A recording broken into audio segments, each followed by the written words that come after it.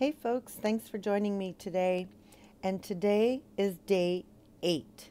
We are so close. We're like 4 days away, guys. This is just crazy.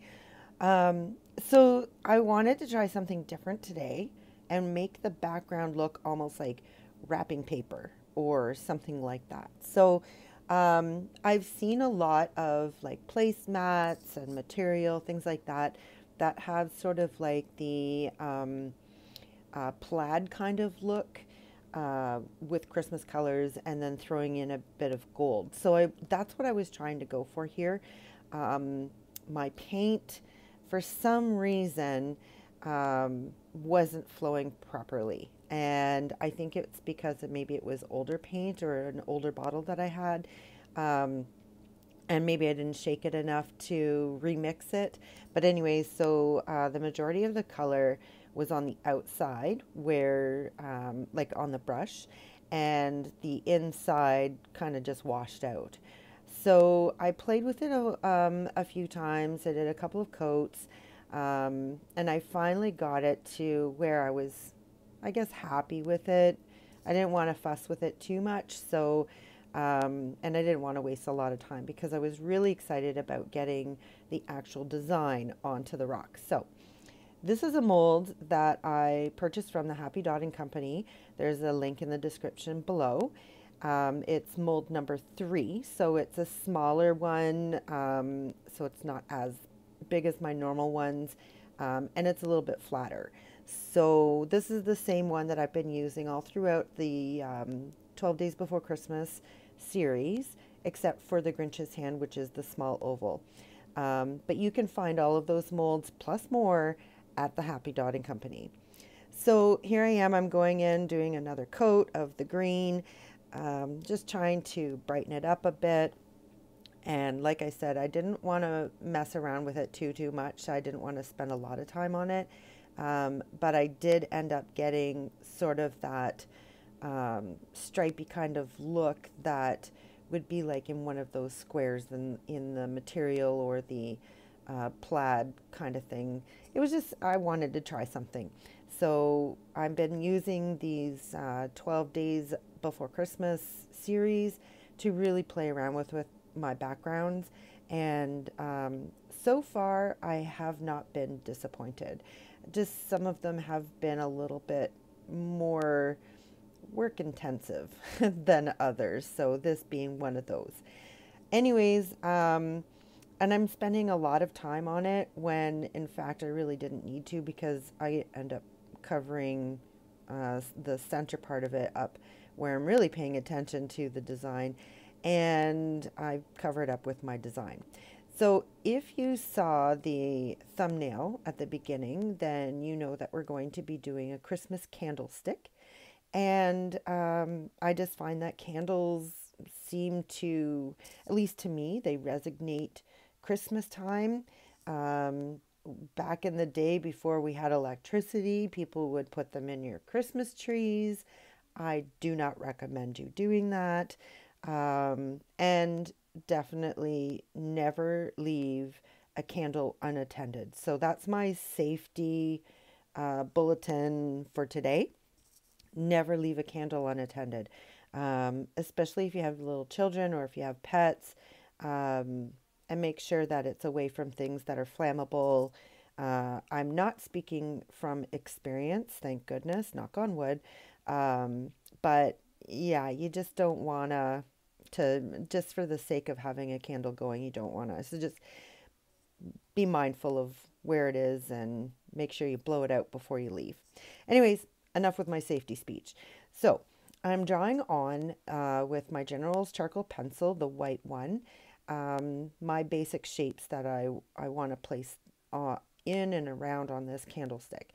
So I do a couple of hollies and some of the holly leaves, and I get the bowl or the handle, not the handle, the holder, candle holder. Now I'm drawing the handle, kind of like the old style, the ones that you would see in Scrooged when he's walking around his house in his nightshirt there. That's what it reminds me of anyways. So I decided to go in with a purple. So this is plum purple, I think, that I used. Now, all the colors that I use are listed in the description below. I've listed not only the name of the color, but the brand that I used. Some brands are different than others in consistency and coverage and that kind of thing. So that's why I use different kinds. And it's what I have in my stash. So I have quite an extensive stash. So I'm trying to use up some of it so that I can replace it with new stock. Um, but the colors are still, I love the colors. So this is, like I said, I'm pretty sure it was the pure plum. Now you would have seen on my sketch that I put on there that I had wax strips on the outside of the candle, or the candle that's facing us. I ended up not using those. I found that the candle was a bit too bulky for that, so I just wanted it on the sides and end up doing some shadowing and stuff like that later.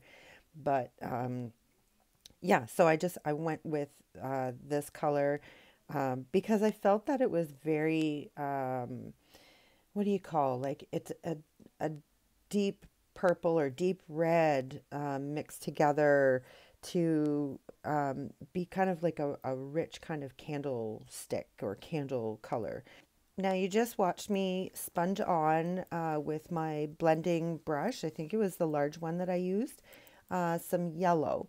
And that's the glow that's going to be behind the flame of the candle. So I just sponged in the middle and then worked my way out real quickly.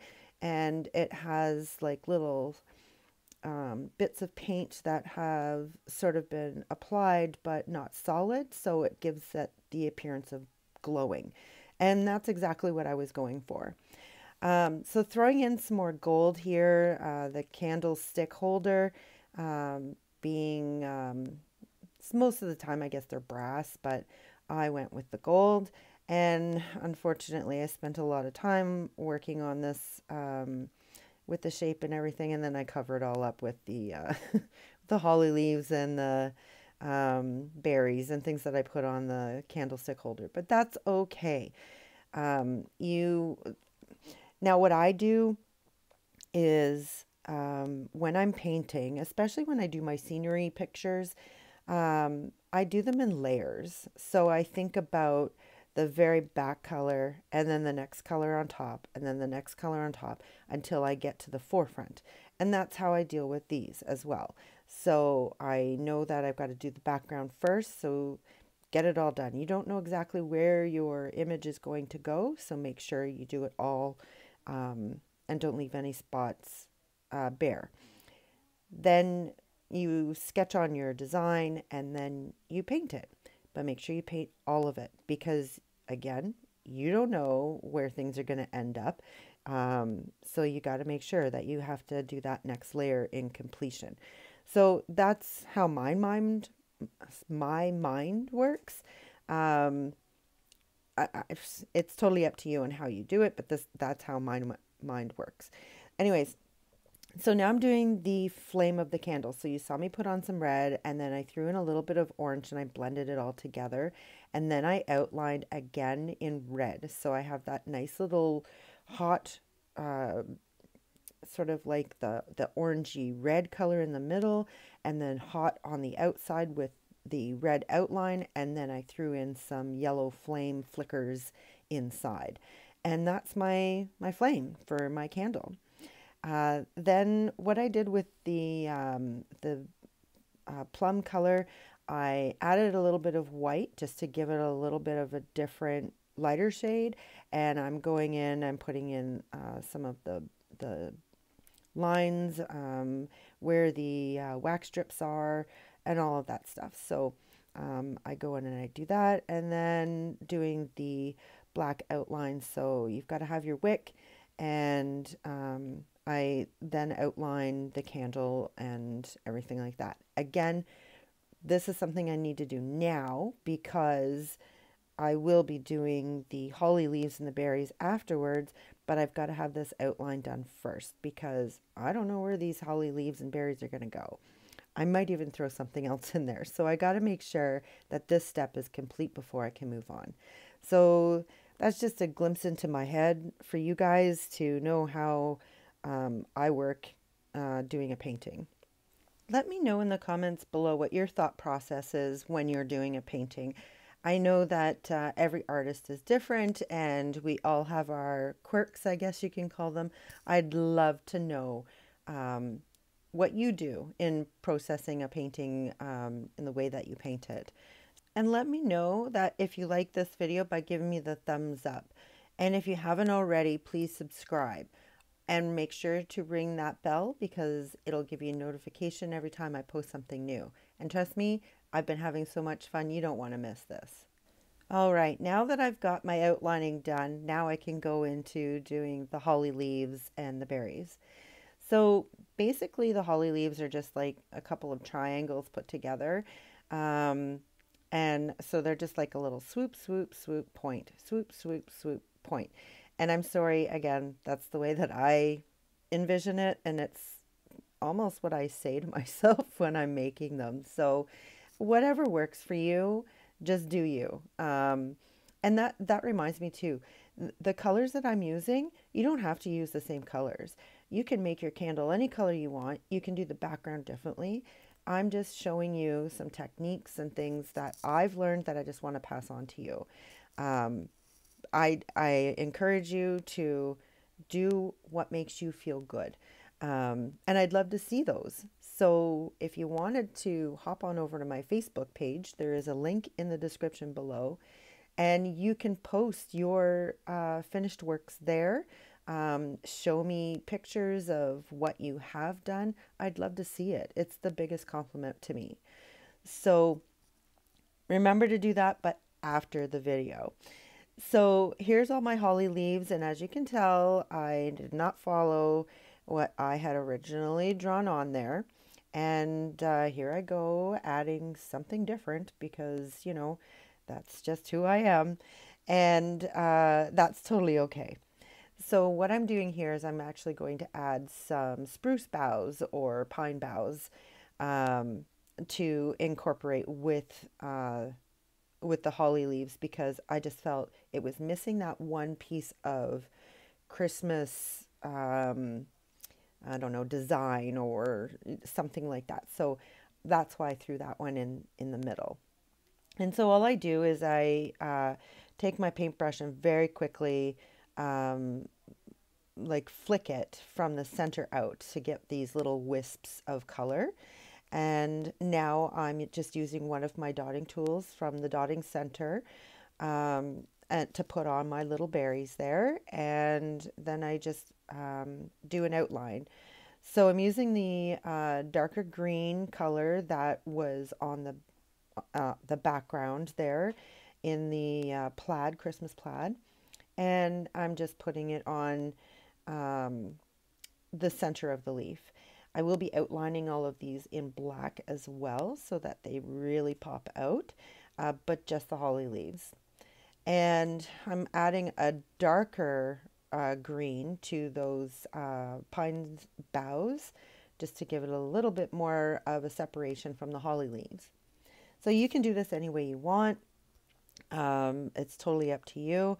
But now you can kind of see, like, when I put on the berries now, I have to work around those berries. And it makes life a little tougher for me. But it is what it is, and that's what I do. So now I'm just outlining everything that I haven't outlined and touching up anything that may have got messed up while I was doing my my other bits and pieces of the painting, and just clean it all up.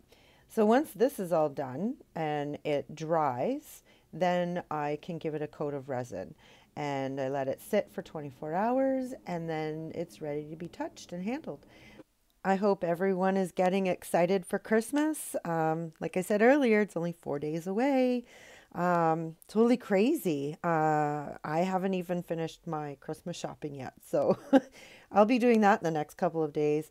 But I hope you are all prepared, looking forward to having friends and family over, or maybe you're traveling somewhere.